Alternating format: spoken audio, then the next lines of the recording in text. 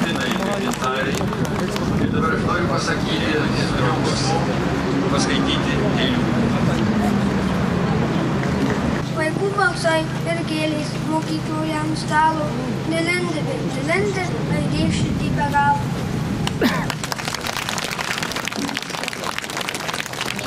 Pavertas rašalo lygu, lydės tave mokyklų.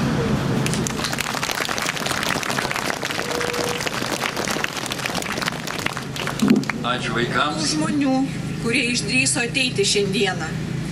Kaip keista ir graudu, kad jau 22 metus laisvoje Lietuvoje reikia turėti drąsos ateiti ir išreikšti savo pilietinę poziciją.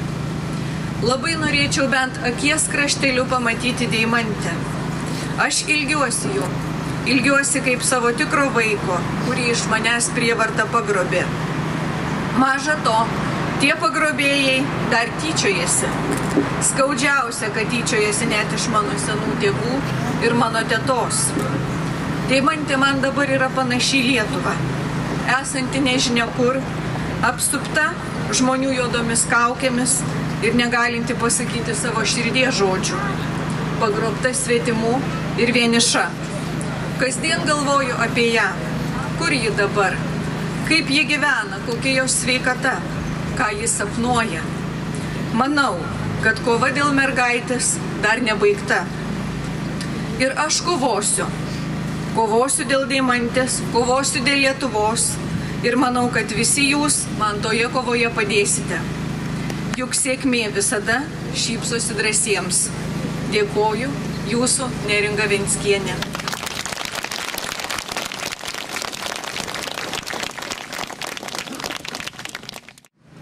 Norėčiau pradėti nuo to, kas vaikščiojant ten tais budėjimo laikais mane sujaudino. Ten vaikai pieždavo ant grindinio, pieždavo ne žodžius, bet savo paveikslus, tokius piešinius ir, sakyčiau, piešė tai, ką ir žodžiais nesudėlioti ir neišreikšti. Iš savo širdelių gelmės ir buvo viena nupiešta širdelė ir parašyta tėčiui. Taigi šeima ir žmogus šeimoje gimsta iš santykio, ne iš biologijos. Aš įsivaizduoju jo širdelės jausmus, nes teko matyti vaikų, kurie po to jau radę globėjus, aš atsimenu tokią Eglę, kuri sakydavo savo globėjai, savo naujai mamai, tikrai mamai, kuri tai ne biologinė mama, bet ar tu manęs tikrai niekam netiduosi? Ir aš suprantu Deimantę, kuri po visų savaitinių darželių galėjo pajusti tėtį, pajusti tą šeimos santykį, nes mūsų šeimos tos yra tokios plačios, kurios dar likęs šeimos, neišdraskytos tų vartojimo ideologijų, kur šiltas ryšys, kur yra ilgesys, kur susitikimas yra ir ta santykio šiluma. Ir to širdelė parašyta tėčiui. Tėtis 40 metų, kaip tyrose šaukiančiojo balsas kvietė, tiesiog piliečius, valstybę, rašė laiškus į niekur, apginti savo vaiką, apginti tiesą, bet tiesa paliko daugeliu atveju šitojim reikalė nukryžiuota.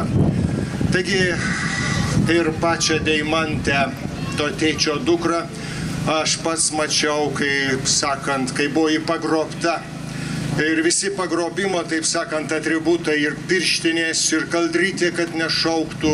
Ir man pačiam apklausoj sako, trukdė teismo sprendimą. Sakau, aš ten nemačiau teismo sprendimą, aš mačiau grobimą su visais atributais, nes teismo sprendimas turi tam tikrą procedūrą. Taigi šita šeima paliko lyg tai apdraskytas paukščio lizdas.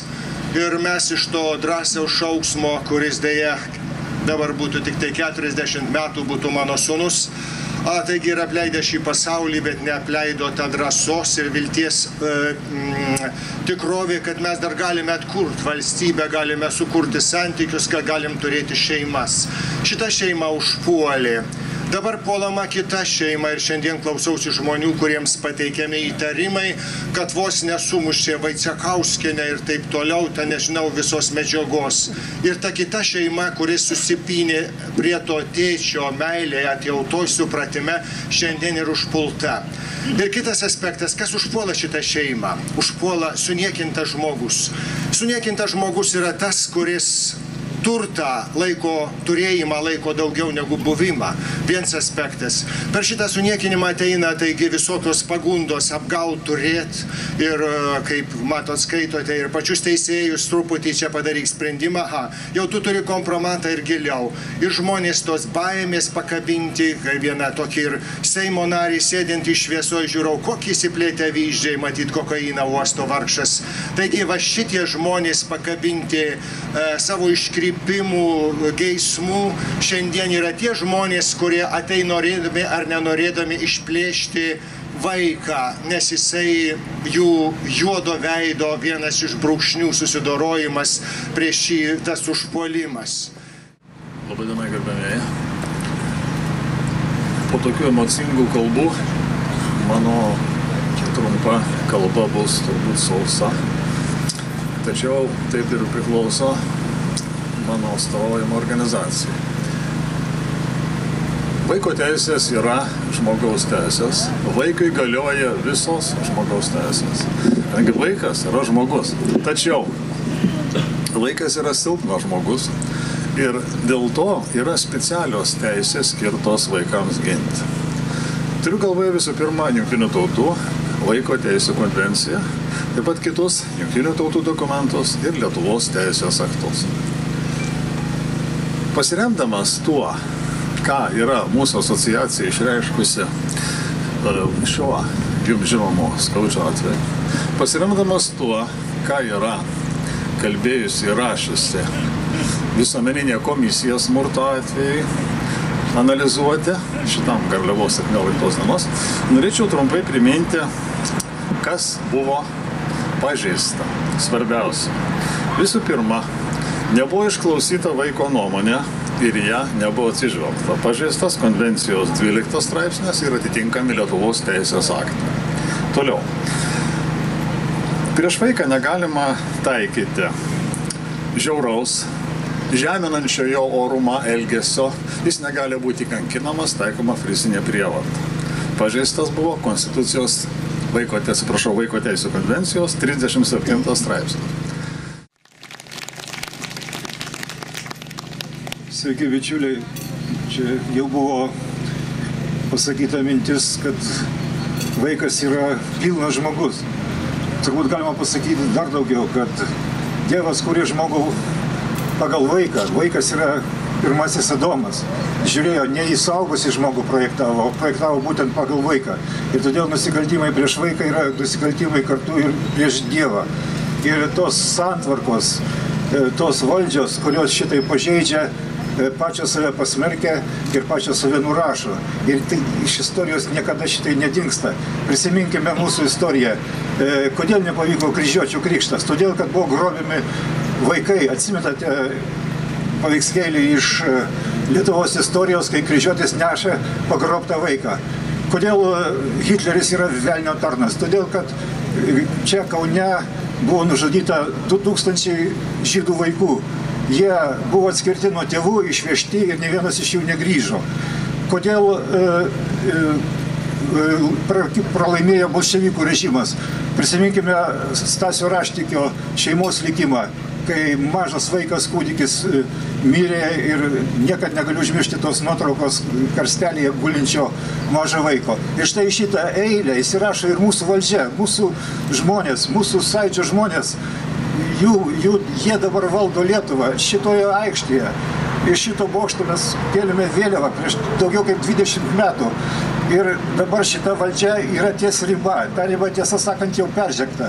Nusikaltimas prieš vaiką yra didžiausias nusikaltimas. Sukyla tada žmonės. Sukylome ir mes. Ir aš labai prašyčiau, tai yra didžiulė atsakomybė prieš Lietuvos žmonės, prieš rinkimus. Mes esame aikštėje, kuri vadinasi vienybės aikštė. Mes esame labai skirtingi, mes turime visokių ydų, mes turime visokių silpnybių, bet vardan šito mes turim susitelkti ir įveikti, nes kito būdo įveikti kaip per vienybę šito nusikaltimo, šitos valdžios, šito padaryto virsmo Lietuvoje, kuris gali būti negrįžtamas, neįmanoma. Prašau vienybės, prašau užmiršti save, prašau dėl bendro reikalo susikaupti.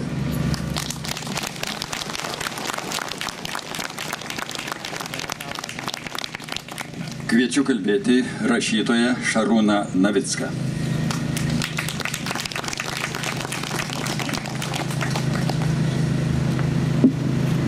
Labadiena. Vos prieš akimirką iš šitos tribūnos kalbėjo milžinas. Ačiū, Algirdai. Ačiū, kad esi.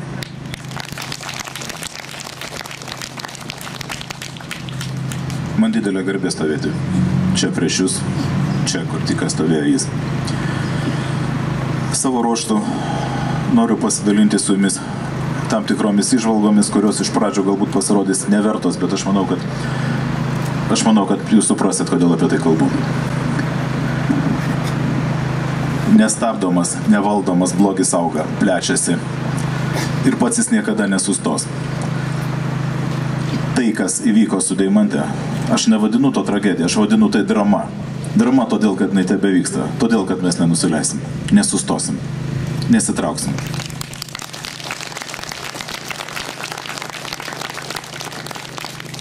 Tačiau, kai padaromas nepaprastai bjaurus ir blogas darbas, didelis savo apimtimi, po jo daryti mažus blogus darbus, mažas niekšybės darosi lengva. Aš papasakosiu jums epizodą, kurį išgirdau vakar per žinias. Mokyklinukas berniukas po šokių repeticijos važiuoja iš Šiaulių į Kupiškį paskutiniu autobusu. Vėlesnio nebebus. Jisai pamiršta namuose moksleivio bilietą ir nusiperka bilietą už pusę kainos, nes daugiau pinigų neturi. Žmonės nebetrutingi. Visi mes tokie dabar. Autobuso vairuotojas išmeta į lauk. Berniukas skambina mobiliu telefonu mamai, sako, mama, verkėsi, kažką tai daryk. Mama sako, tu aš pašnekėsiu su vairuotoju, kai tu atvažiuosi, aš tave pasitiksiu ir sumokėsiu jam kainos skirtumą. Vairuotojas nesiteikia kalbėti. Vaiką išmeta iš autobuso. Tai yra paskutinis autobusas, priemiestinis, vaikas lieka gatvėje. Dabar įdomioji dalis. Kada mama kalbasi su žurnalistais, iš autobusų parko administracijos pasiekia grasinimai. Ir štai kokie. Ko mes paduosime į teismą už nesirūpinimą savo vaikų. O autobuso vairuotojas, kuris išmeta į gatvę vaiką, dėl poros litų, pasirodo yra įstatymiškai teisus. Štai kas darosi, kada blogiui nesipriešinama. Dar truputis. Ir dėl lito mėtyti mūsų vaikus į gatvę bus norma. Todėl susibūrė šitos skausmo akivaizdoj. Mes žinome, turime teisę verkti, kai mums skauda širdį. Bet kartu su teise verkti mes turime ir pareigą veikti. Veikti ne tiek, kiek galime, o daugiau. Tiek, kiek reikia. Artėja rinkimai ir aš kalbėsiu apie tai. Apie tai kaip apie veikimo formą. Ne vienintelę, bet šiuo metu privaloma. Gali būti, kad mes nelaimėsime ten absoliučios persvaros. Gali būti, kad bus keistai ir įdomiai suskaičiuoti balsai. Visaip gali būti ir tikriausiai bus. Tačiau mes turime rasti būdus ir formas. Kaip nugalėti šitą sistemą, kuri paprasčiausiai nebeleidžia mums būti žmonėmis. Aš esu savarankiškai išsikėlęs kandidatas ir turėjau surinkti 1000 balsų. Daugelis jūsų čia esančių žmonių man padėjo, ačiū už tai. Vakarai buvo patvirtinti ir man pasakė tokį dalyką. Dabar trumpai surašykite savo programinės nuostatas. Mes visi žinom, kad programos yra kaip tik tai, ko niekas neskaito, ar ne? Ir aš galvoju, kaip padaryti, kad skaitytų? Kaip padaryti, kad skaitytų? Ir šį rytą supratau kaip. Aš norėčiau pasidalinti savo programinėm nuostatom. Aš jas surašiau eiliuotą formą.